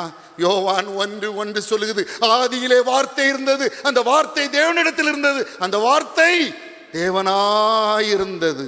இந்த வார்த்தைகளை விசுவாசிக்கும் போது அந்த கூட்டத்தில் உள்ள பல்லாயிரக்கணக்கான பேர் அந்த வார்த்தைகளை விசுவாசிக்கும் போதே சுகம் பெற்றார்களாம். சங்கீதம் 91:10 சொல்கிறது, வாதை உன் கூடாரத்தை அணுகாது. வாதை உந்தன் கூடாரத்தை அணுகாது மகனே, பொல்லாப்பு நேரிடாது மகளே. வாதை உந்தன் கூடாரத்தை அணுகாது மகனே, பொல்லாப்பு நேரிடாது மகளே. என்னுடைய வாழ்க்கையிலே, என்னுடைய குடும்பத்திலே அல்லது என்னுடைய ஊழியத்திலே நான் ஏராள சாட்சி சொல்லலாம், நேரம் இருக்காது. ஏற்கனவே 12:35 ஆயிடுச்சு. நான் 11ஆம் வகுப்பு படித்து கொண்டிருந்த பொழுது என்னுடைய தாயாருக்கு டைஃபாய்டுன்னு சொல்லி ஆஸ்பத்திரியில் சேர்த்தாங்க. அப்புறம் டைஃபாய்டா இல்லையான்னு மருத்துவருக்கே ஒரு குழப்பம் வந்துச்சு. ஏன் தெரியுமா? டைஃபாய்டு வரும், கொஞ்சம் நாளில் போயிடும். இது போகலை, சாப்பிட முடியாது, என்ன சாப்பிட்டாலும் வாந்தி பேதி, டயரியா, டிசென்ட்ரி, வாமிட்டிங், தண்ணி கூட குடிக்க முடியாது. உடல் அப்படியே மெலிஞ்சிக்கிட்டே வந்துச்சு. பிழைக்க மாட்டாங்க, வீட்டுக்கு கூட்டிகிட்டு போங்கன்ட்டாங்க. எத்தனையோ மருத்துவர்களை போய் பார்த்தோம். அவங்க நிச்சயமாக இறந்து போயிடுவாங்கன்னு நினச்சோம். 100% ஷோர் நினச்சோம். அப்போ அவங்க வயசு 44. நான் 11ஆம் வகுப்பு படிச்சுக்கிட்டு இருந்தேன். நான் குவார்ட்டர்லி எக்ஸாம் எழுதிக்கிட்டு இருந்தேன். எங்களுடைய பள்ளிக்கும் ஆலயம் பக்கத்தில் ஆலயத்தில் அடிக்கிற மணி ஓசை பள்ளியில் கேட்கும். எங்கள் குவார்ட்டர்லி எக்ஸாம் எழுதிட்டு இருக்கும்போது துக்கமணி அடிச்சுது எங்கள் ஆலயத்தில் ஆண்கள் இறந்தால் 9 தடவை மணி அடிப்பாங்க, பெண்கள் இருந்தால் 7 தடவை மணி அடிப்பாங்க. மணி அடிக்க ஆரம்பிச்சோடனே நான் எண்ண ஆரம்பித்தேன் மணியை. காரணம், நிச்சயமாக எங்கள் அம்மா தான் இறந்து போயிடுவாங்கன்னு நினச்சேன். சென்னையில் என்னுடைய கடைசி தாய் மாமா இருந்தாங்க, 3வது தாய் மாமா. அவங்களுக்கு ஒரு தந்தி போச்சு. அந்த காலத்தில் டெலிகிராம் உண்டு. இந்த காலத்து பிள்ளைங்களுக்கு டெலிகிராம்னா என்னன்னே தெரியாது. டெலிகிராம் போச்சு. பெரியவங்களுக்கு, என் வயசு ஆட்களுக்கு, எனக்கு என்னோட வயசானவங்களுக்குலாம் தெரியும். டெலிகிராம் போச்சு. மாமா வீட்டில் எல்லாரும் ஓடி வந்து கேட்டது, அதில் கருப்பு மை தடவி இருக்கான்னு பாருங்க, கருப்பு மை தடவி இருக்கா பாருங்கன்னு. துக்க செய்திகளை கொண்டு வர்ற தந்தியில் கருப்பு மை தடவி இருப்பாங்க. எல்லாரும் ஓடி போய் கருப்பு மை தடவி இருக்கான்னு ஓடி வந்து பார்த்தாங்க. காரணம், இறந்து போனது எங்கள் அம்மா தான், அந்த செய்தி தான் தந்தி மூலமாக வந்திருக்குன்னு எல்லாரும் நிச்சயமாக நம்பினாங்க. அவ்வளோ உறுதியாக அவங்க இறந்து போயிடுவாங்கன்னு நினச்சோம். நம்பிக்கையற்ற நிலையில், டாக்டர்களால் கைவிடப்பட்ட நிலையில் கர்த்தரை நோக்கி கதறினோம். ஆண்டவர் மன இறங்கினார். அவர் இரக்கமும் மன உருக்கமும் நீடிய சாந்தமும் மிகுந்த கிருபையும் உள்ளவர்னு சங்கீதம் 103:8 சொல்லுது. ஆண்டவர் மன இறங்கினார், அவங்கள தொட்டார், சுகப்படுத்தினார். மருத்துவர்களால் கைவிடப்பட்ட அவங்கள, மரணத்திற்கு ஒப்பு கொடுக்கப்பட்ட அவங்கள ஆண்டவர் சுகமாக்கினார். இன்னைக்கு அவங்க வயசு, ஷீ இஸ் நியரிங் 80. இந்த செப்டம்பர் 12 வந்து எங்கள் அம்மாவுக்கு 80 வயசு ஆகுது. கிட்டத்தட்ட அந்த சுகம் கிடைத்து எத்தனை ஆண்டுகள் ஆகிவிட்டது? 36 ஆண்டுகள். 36 ஆண்டுகள். One who God heals stays healed. தேவன் சுகமாக்குறவர்கள் சுகமடைந்தவர்களாய் தான் இருப்பார்கள். கீழே விழுந்தனால ஒரு சின்ன பலவீனம் கையில், அவ்வளோதான். அதை தவிர ஆரோக்கியத்தோடு இருக்காங்க. என்னை விட ஆரோக்கியமாக தான் இருக்காங்க. 44 வயதில் பெற்ற சுகம் 80வது வயது நெருங்குற வரைக்கும் ஆண்டவர் அவர்களை ஆரோக்கியமாக வைத்திருக்கார். உங்களுக்கும் விதமாய் செய்வார். ஒருவேளை உங்களுக்கு பலவீனங்கள், நோய்கள், வலிகள், சரீர வேதனைகள் மருத்துவர்களால் குணமாக்க முடியாது என்று சொல்லியிருக்கலாம். மருத்துவர்கள் கைவிட்டிருக்கலாம், மருத்துவர் கை கழுவி இருக்கலாம். தேவன் சுகமாக்குவார். அவர் அற்புதர், அவர் வல்லமை உள்ளவர், அவரால் கூடாத காரியம் ஒன்றுமே இல்லை.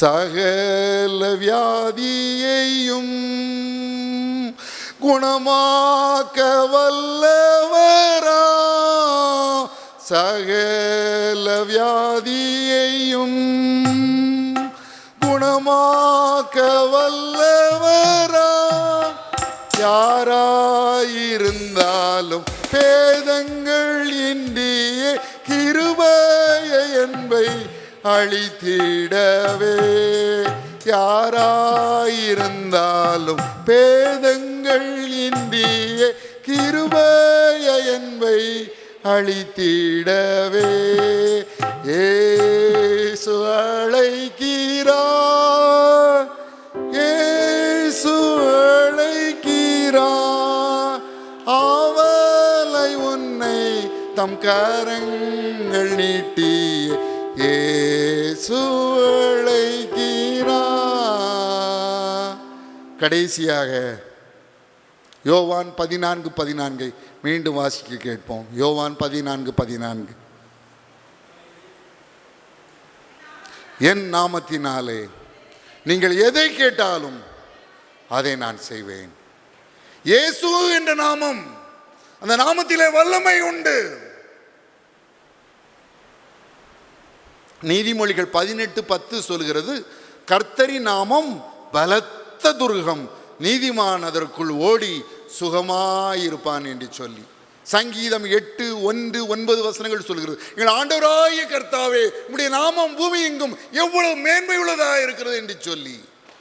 இயேசு என்னும் நாமத்தில் என்ன விசேஷம்? மத்தேயு 1:21 சொல்கிறது, அவருக்கு இயேசு என்று பெயரிடுவாயாக, ஏனெனில் அவர் தமது ஜனங்களின் பாவங்களை நீக்கி அவர்களை ரட்சிப்பார். அப்போ பாவம் மன்னிப்பு இயேசுவின் நாமம் அல்லாமல் வேறே நாமத்திலே கட்டளையிடப்பட இல்லை. வானத்தின் கீழெங்கும் வேறு எங்கு நாமத்தினாலும் பாவங்கள் மன்னிக்கப்படாது. இரண்டாவதாக இயேசு என்ற நாமத்தின் வல்லமை என்ன? பிலிப்பியர் 2:8-9-10-11 தேவன் எல்லாவற்றிற்கும் மேலாக அவரை உயர்த்தி இயேசு என்னும் நாமத்தில் வானோர் பூதலத்தோர் பூமியின் கீழானவருடைய முழங்கால் யாவும் உடம்படிக்கும் பிதாவாகிய தேவனுக்கு மகிமையாக இயேசுவே கர்த்தர் என்று நாவுகள் யாவும் அறிக்கை பண்ணும்படிக்கும் எல்லா நாமத்திற்கும் மேலான நாமத்தை அவருக்கு தந்தருளினார். ஜாய்ஸ் மேயர் அவர்கள் Jesus name above all names, இயேசு எல்லா நாமங்களுக்கும் மேலான நாமம் என்று சொல்லி ஒரு புத்தகம் எழுதியிருக்கிறார்கள். அதை நான் வாசித்திருக்கிறேன், ஒரு சிறிய புத்தகம். அதிலே அவர்கள் ஒரு சம்பவத்தை சொல்லியிருக்கிறார்கள், மெய் சிலிர்க்க வைக்கக்கூடிய ஒரு சம்பவம். ஜாய்ஸ் மேயருக்கு ஒரு போதகர் நண்பராக இருந்தார். அந்த போதகருக்கு 5 வயதிலே ஒரு சிறு பையன் இருந்தான். அமெரிக்காவில் நடந்த சம்பவம். சீட் பெல்ட் அணியவும் மறந்து விட்டார், மகனுக்கு அணிவிக்க மறந்து விட்டார். இடது அந்த கதவையும் சரியாய் சாத்தவில்லை, பூட்டவில்லை. கார் வேகமாக ஒரு பிஸியான சாலையிலே சென்று கொண்டிருக்கிறது. பூட்டப்படாத அந்த கதவு திடீரென்று திறந்தது. சீட் பெல்ட் அணியாத 5 வயது சிறுவன் நடு ரோட்டிலே தூக்கி வீசி எறியப்பட்டான். நாலாபுரமும் வாகனங்கள் விரைந்து கொண்டு இருக்கின்றன. ஒரு கார் வேகமாக வருகிறது. ஒரு ஒரு ஒரு மில்லிமீட்டர் இடைவெளி தான் அந்த பையனை நசுக்கி கூழாக்கி இருக்கணும். என்ன செய்யன்னு தெரியல, வேற எதுவும் செய்யறதுக்கு அவகாசம் இல்லை. போதகருக்கு தெரிந்ததெல்லாம் ஜீசஸ் இயேசு என்ற பெயர் தான். ஆகவே இயேசுவே ஜீசஸ் என்று முழு பலத்தோடு கத்தினார். 1 மில்லிமீட்டர் இடைவெளி தான். 1 மில்லிமீட்டர் நகர்ந்தா அந்த கார் அந்த பையனை நசுக்கி கூழாக்கி இருக்கணும். அப்படியே நிற்கிது, அப்படியே நிற்கிது. அந்த பையன் போதர் தூக்கி விட்டு வர்றார். அவன் நல்லா சிரிச்சிட்டே வாரான். அவனுக்கு மேலே ஒரு சின்ன அடி கூட படலை.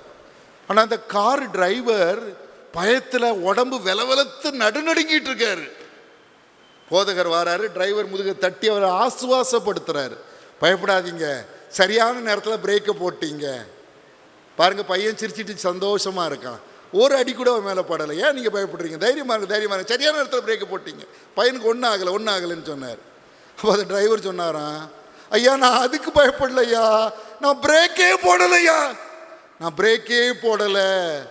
பிரேக்கே போடலை, பயத்தில் பிரேக்கே போடலை. என்ன செய்யறதுல கண்ணை மூடிக்கிட்டேன். ஆனால் கார் நின்றுருக்கு. நீங்கள் இயேசுவேன்னு சத்தம் போட்டிருக்கீங்க. கார் தன்னால் 1 மில்லிமீட்டர் இடைவெளியில் நின்றுட்டு உங்கள் பையனை ஆண்டவர் காப்பாற்றிட்டார். அல்லேலூயா சொல்லுவோமா?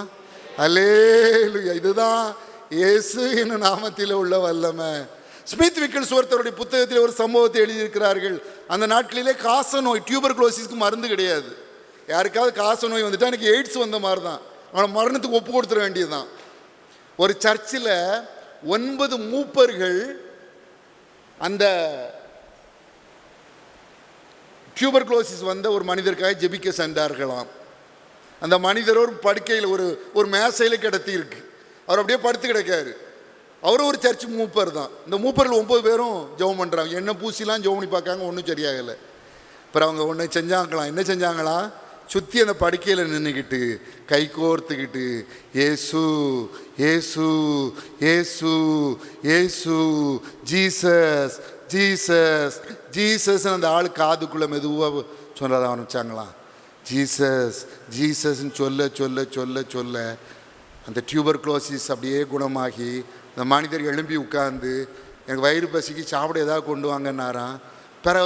ஸ்மித் விக்கிள்ஸ்வொர்த் எழுதுறாரு, அதே ஆலயத்தில் பல ஆண்டுகள் உயிரோடு இருந்து ஆக்டிவ் மெம்பரா இந்த மூப்பர் செயல்பட்டார். ஆண்டவர் நோய் குணமாக்கியது மாத்திரமல்ல, தீர்காயுசை அவர் கொடுத்தார். அல்லேலூயா. நேற்றும் இன்றும் என்றும் மாறிடா நாமம், நம்பினோரை என்றும் கைவிடா நாமம். நேற்றும் இன்றும் என்றும் மாறிடா நாமம், நம்பினோரை என்றும் கைவிடா நாமம். இயேசுவின் நாமம் இனிதான நாமம், இணையில்லா நாமம், இன்ப நாமம்.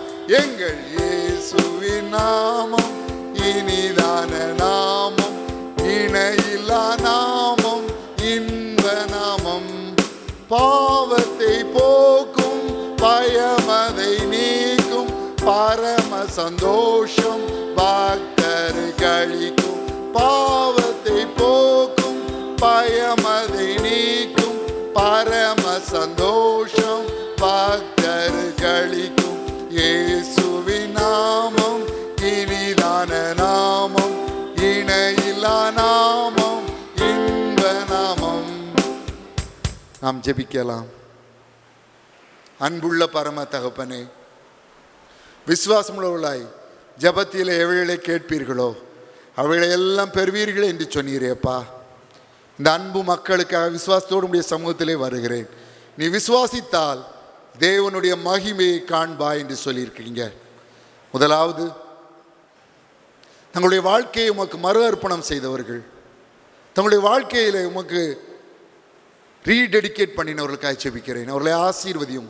அவர்களை எடுத்துக்கொண்ட தீர்மானத்திலே கடைசி வரை நிலைத்திற்கு உதவி செய்யும். இன்னும் ஜெபிப்பேன், இன்னும் வேதம் வாசிப்பேன், இன்னும் மற்றவர்களை மன்னிப்பேன், இன்னும் மற்றவர்களுக்காக ஜெபிப்பேன், மனத்தாழ்மையோடு ஜெபிப்பேன், மறுபடியும் ஜெபிப்பேன், விசுவாசத்தோடு ஜெபிப்பேன், இயேசுவின் நாமத்தினாலே ஜெபிப்பேன், மற்றவர்களை மன்னிப்பேன், மற்றவர்களை ஆசீர்வதித்து ஜெபிப்பேன்.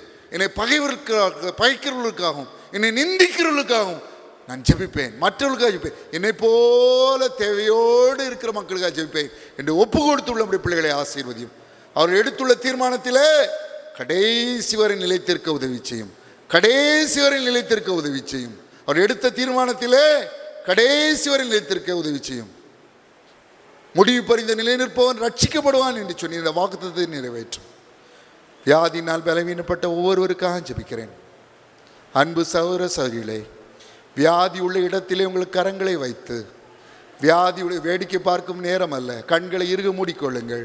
வியாதி உள்ள இடத்திலே உங்களுக்கு கரங்களை, நான் என்னுடைய கண்களும் மூடியபடிதான் இருக்கும். நானும் கண்ணை திறந்து யாரையும் வேடிக்கை பார்க்க மாட்டேன். என்னுடைய கண்களும் மூடியபடிதான் இருக்கும். யாரையும் கண்களை திறந்து நான் வேடிக்கை பார்க்க மாட்டேன். இது முக்கியமான வேலை, தேவ மகிமை வெளிப்படும் வேலை, மிக முக்கிய வேலை, தேவ மகிமை வெளிப்படும் வேலை. வியாதி உள்ள இடத்திலே உங்கள் கரங்களை வைத்துக் கொள்ளுங்கள். வியாதி உள்ள இடத்திலே உங்கள் கரங்களை வைத்துக் கொள்ளுங்கள். மற்ற தேவைக்காக ஜெபிக்கிறவர்கள் இருதயத்திலே உங்கள் கரங்களை வைத்துக் கொள்ளுங்கள். இருதயத்திலே உங்கள் கரங்களை வைத்துக் கொள்ளுங்கள். வியாதி உள்ளவர்கள் வியாதி உள்ள இடத்திலே உங்கள் கரங்களை வைத்துக் கொள்ளுங்கள். மற்ற தேவைக்காக ஜெபிக்கிறவர்கள் இருதயத்திலே உங்கள் கரங்களை வைத்துக் கொள்ளுங்கள். யாரும் வேடிக்கை பார்க்க வேண்டாம், யாரும் வேடிக்கை பார்க்க வேண்டாம். உங்களுக்கும் தேவனுக்குமான வேலை எது? உங்களுக்கும் தேவனுக்குமான வேலை எது? தேவனை நோக்கி கதறுங்கள், தேவனை நோக்கி கதறுங்கள், தேவனை நோக்கி கதறுங்கள். எல்லா பலவீனங்களையும், ஸ்கின் டிசீஸ் இயேசு கிறிஸ்துவின் வல்லமையுள்ள நாமத்தினாலே நீங்கும்படி கட்டளை கொடுக்கிறேன். பேக் பெயின், இயேசு கிறிஸ்துவின் வல்லமையுள்ள நாமத்தினாலே நீங்கும்படி கட்டளை கொடுக்கிறேன். ஹல்லேலூயா. வயதிற்குரிய பலவீனங்கள் இயேசு கிறிஸ்துவின் வல்லமையுள்ள நாமத்தினாலே நீங்கும்படி கட்டளை கொடுக்கிறேன். ஒவ்வொருவரையும் தொடுங்க, ஒவ்வொருவரையும் தொடுங்க, ஒவ்வொருவரையும் தொடுங்க, ஒவ்வொருவரையும் தொடுங்க. அப்பா, ஒவ்வொருவரையும் தொடுங்க, ஒவ்வொருவரையும் தொடுங்க, ஒவ்வொருவரையும் தொடுங்க. ஹல்லேலூயா. அற்புதம் செய்யுங்க, அற்புதம் செய்யுங்க. ஆராய்ந்து முடியாத பெரிய காரியங்களையும் எண்ணி முடியாத அதிசயங்களை செய்கிற தேவன் உடைய பிள்ளைகள் விரும்புகிற அற்புதத்தை செய்யுங்க. உடைய பிள்ளைகள் விரும்புகிற அற்புதத்தை செய்யுங்க. படிக்கிற பிள்ளைகளுக்கு வேண்டிய ஞானத்தை தாங்க, படிக்கிற பிள்ளைகளுக்கு வேண்டிய ஞானத்தை தாங்க. கூர்மையான ஞாபக சக்தியை கொடுங்க, கூர்மையான ஞாபக சக்தியை கொடுங்க. படிப்பிற்கு இடைஞ்சல் உண்டாகின்ற வியாதிகளும் வேதனைகளும் இயேசு கிறிஸ்துவின் வல்லமையுள்ள நாமத்தினால் நீங்கும்படி கட்டளை கொடுக்கிறேன். படிப்பிற்கு இடைஞ்சலாக இருக்கிற வலிகளும் வேதனைகளும் இயேசு கிறிஸ்துவின் வல்லமையுள்ள நாமத்தினாலே நீங்கும்படி கட்டளை கொடுக்கிறேன். Be healed in the mighty name of Jesus Christ.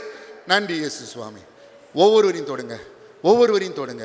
நன்றி, நன்றி, நன்றி, நன்றி, நன்றி, நன்றி. ஒரு விஷயம் இறங்கி வாங்க ராஜா, இறங்கி உடைய பிள்ளைகளை தொட்டு ஆசீர்வதிங்க, உடைய பிள்ளைகளை தொட்டு ஆசீர்வதிங்க, உடைய பிள்ளைகளை தொட்டு ஆசீர்வதிங்க, உடைய பிள்ளைகளை தொட்டு ஆசீர்வதிங்க, உடைய பிள்ளைகளை தொட்டு ஆசீர்வதிங்க. ஹல்லேலூயா, ஹல்லேலூயா, ஹல்லேலூயா, ஹல்லேலூயா, ஹல்லேலூயா, ஹல்லேலூயா, ஹல்லேலூயா, ஹல்லேலூயா.